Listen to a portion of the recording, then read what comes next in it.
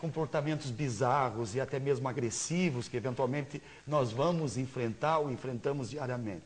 E o professor tem que estar preparado, todo comportamento tem uma intenção positiva. Esse é bom para indisciplina na sala de aula. Como é que um comportamento às vezes pesado, forte, vai ter uma intenção positiva? É simples. Nós fomos educados, não sei se aconteceu com você também, de repente o pai e a mãe ter usado às vezes certos artifícios como bater ou chamar a atenção, humilhar de uma forma muito rigorosa. Eu pergunto para você agora, bater numa criança, agredir uma criança, é sem dúvida um comportamento negativo. Mas o teu pai, ao fazer isso, ele te ama ou não te ama? Com certeza você vai dizer, era a única forma que ele encontrava para dizer que ama. Então, a mesma coisa acontece com o nosso aluno. De repente, se ele está desatento, ou ele de alguma forma, ele começa a fazer alguma coisa na sala de aula e se agita, e provoca um ou provoca outro, e não está atento à sua aula, é importante que aqui entra o educador, aqui entra o professor. Se eu quisesse a sala toda ótima e que todo mundo estudasse bem, eu não precisava colocar meu filho na escola. De repente, ele pode estudar em casa. Então, a educação entra justamente nesse momento, e é nesse momento que às vezes nós professores reclamamos. Então, cabe ao professor nesse momento pegar esse momento, talvez não naquela hora, mas em seguida, e tendo uma habilidade verbal, saber perguntar, colher e entrar aí no mapa mental dessa criança e poder descobrir entre tantas intenções negativas que tem aquele comportamento, pelo menos uma positiva ele tem. E aí, essa intenção positiva, ele está atendendo de forma correta. É a flexibilidade, é você ter mais do que uma possibilidade. Tem pessoas, por exemplo, ou mesmo profissionais, que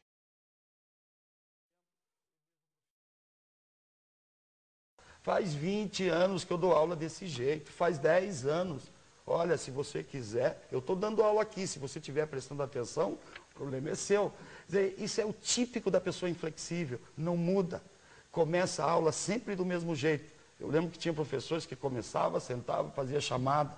Quando se depara com situações novas e o mundo está mudando, a juventude está cada vez mais informada, aí você não sabe o que fazer, aí você começa a se tornar agressivo. Então, quando eu tenho mais de 3 saídas para o mesmo problema, mais de 3 alternativas, mais de 3 formas para dar aquele meu conteúdo, eu começo a ser uma pessoa flexível. Então, maior flexibilidade representa maior probabilidade de sucesso. Você tem mais escolhas, né? O comportamento é útil em algum contexto. Se você perceber bem, tem comportamentos que são bem estranhos, como é que pode ser útil em algum contexto? Vamos pegar também situações extremas. A agressividade, por exemplo, que nós enfrentamos muito com as nossas crianças e também entre nós. Então, às vezes, aquela agressividade, eu posso fazer um trabalho com esse aluno e deixar ele uma lesma, ou deixar ele uma pessoa com sangue de barata. Quando ele precisar dessa agressividade, por qualquer motivo, ele precisa, talvez na sua profissão, para ser mais ousado, ou ele precisar desse recurso, ele não vai ter. Claro que é difícil você fazer esse tipo de trabalho, mas às vezes nós também desvalorizamos o tímido, desvalorizamos certas qualidades que o ser humano tem, achando que aquilo é pejorativo ou que aquilo vai causar mal de alguma forma. O que está errado é o contexto. Então, cabe a nós, professores, usar aquilo que o aluno traz e contextualizar todos aqueles comportamentos. E o 13º pressuposto? Aqui é interessante. Quer dizer, as pessoas sempre agem da melhor maneira que podem e com os recursos que possuem. Nós temos um costume muito interessante de quando conversamos assim com as pessoas ou vemos uma atitude que nós julgamos inadequada, dizer, eu no lugar dele não faria isso. Quando eu era aluno, eu fazia lição, era comportado, não gritava. Meu Deus, eu não era como esses. E eu diria para você, olha, se você tivesse no lugar dele, você faria exatamente o que ele faz. Por quê?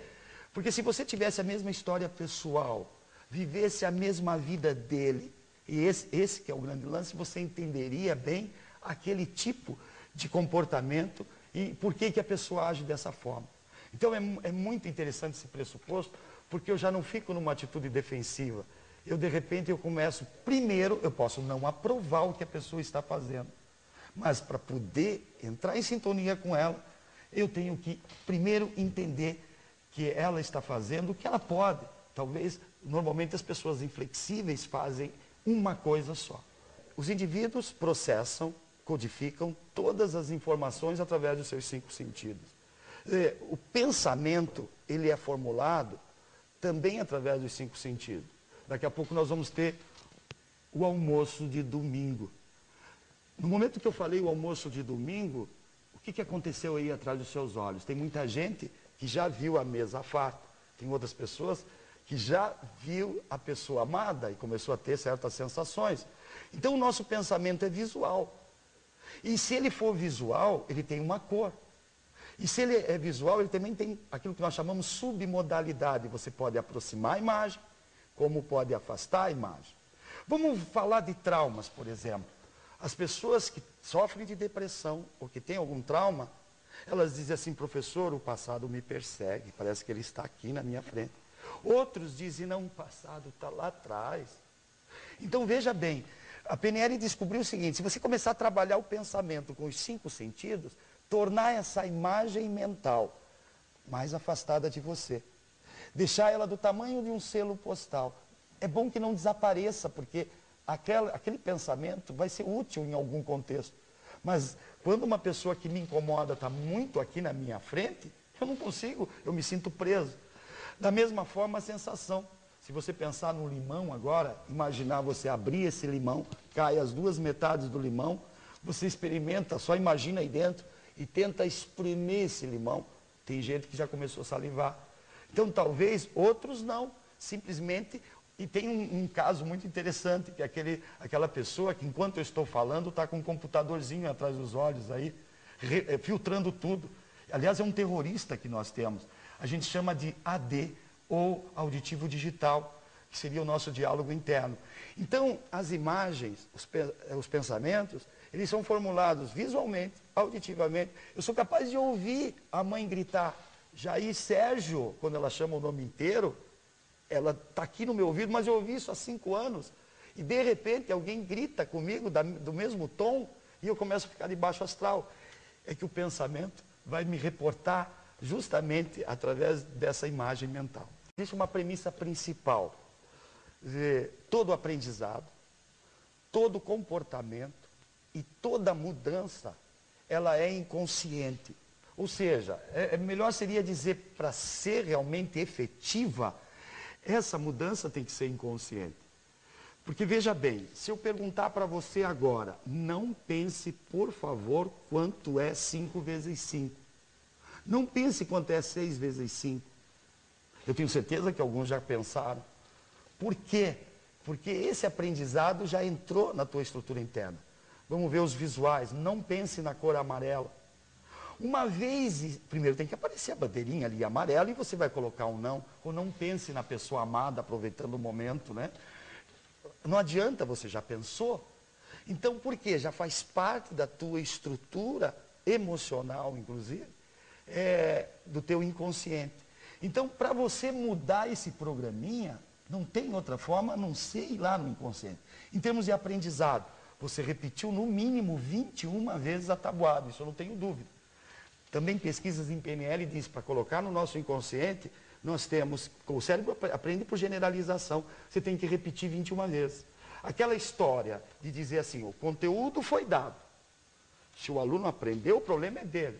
Quantas vezes nós estamos assistindo uma aula, entendemos tudo, vamos fazer a prova, a gente diz: professor, na hora que o senhor explicou, eu entendi tudinho, mas aqui eu não lembro, porque não ficou internalizado. Então, quando nós falamos isso, também para mudança. A minha inteligência pode dizer que não é bom fumar. A minha inteligência diz: olha, essa pessoa não presta, ela está me fazendo sofrer. Mas o meu inconsciente não entende isso. E acabo tendo os comportamentos inconscientes e inadequados muitas vezes.